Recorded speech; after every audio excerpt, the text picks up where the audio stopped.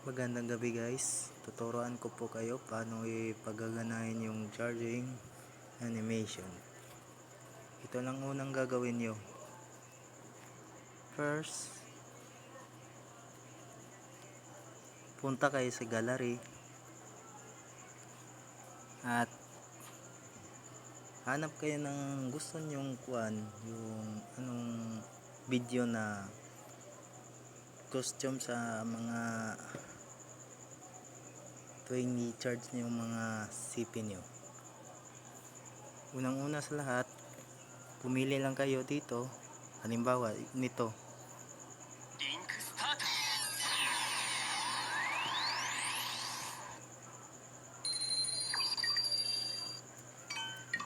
Tapos, pumunta kayo sa settings. Glitching ad.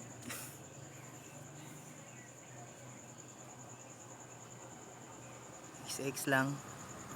Pindutin yung 1 minute.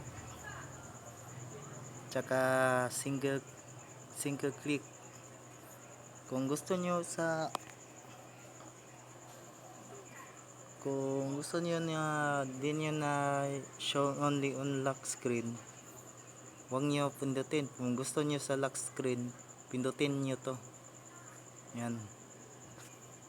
Katapos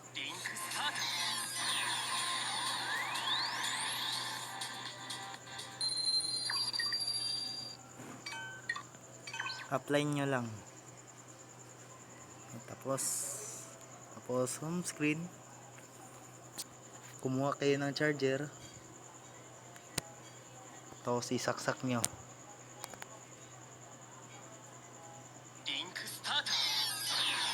Yan, tapos na.